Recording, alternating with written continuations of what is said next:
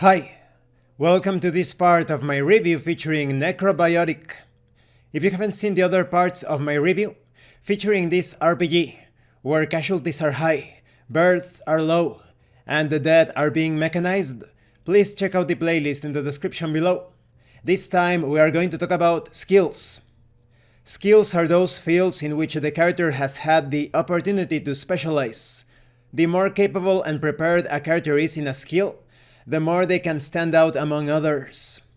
Training in a skill allows the player to play up to 2 cards instead of just 1 for each action or reaction that falls within its scope.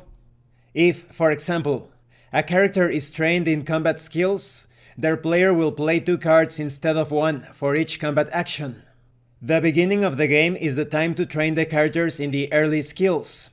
In this phase, each player will choose 6 skills, marking the respective training boxes. Alternatively, the player can choose 5 skills in which to train the character, and assign 1 upgrade to one of the skills trained. The skills the character is trained in should be selected from the adjacent skill list.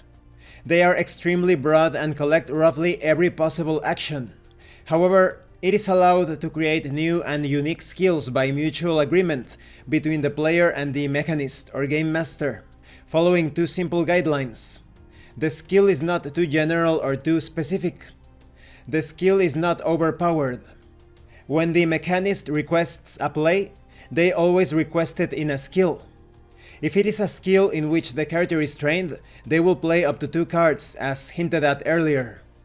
If it is a skill in which the character is not trained, they will play a single card, but play will always be possible, except when the skill is a gear skill and the player character does not possess that skill.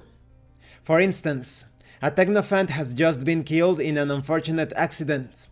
Even if it is possible for an architect to get into a technophant's armor, they are not able to make plays in the gear skills required to pilot it. With experience and learning, a character may be able to hone their skills, enhancing and personalizing the skills in a way that reflects their approach to the situation. For this purpose, in the gear system, there are enhancements, adjectives to be combined with a skill in which you are trained, such as disruptive. This allows you to play an additional card during skill plays. If you use this option, then at the end of the play, the entire remaining hand must be discarded. There is also desperate. It allows for automatic success at the cost of gaining trauma in a narratively appropriate characteristic chosen by the mechanist. We also have tireless.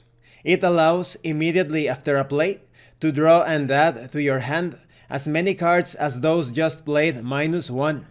There is also safe. It allows you to remove a consequence, if any, if you do not get a success with the play in the enhanced skill. And these are just some of the upgrades. This concludes this part of the review. In the next part, we are going to talk about face cards and their meanings. As you can see, skills are very easy to understand. They are straightforward, simple, and with the use of upgrades, you can customize the way that your character interacts with the game world. Thank you for watching this part of the review, and thank you for your likes and your comments. If you have any questions or comments, please let me know. And thank you so much to those of you that are going the extra mile to support the channel.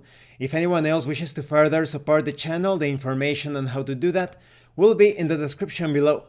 Once again, thank you, and see you later.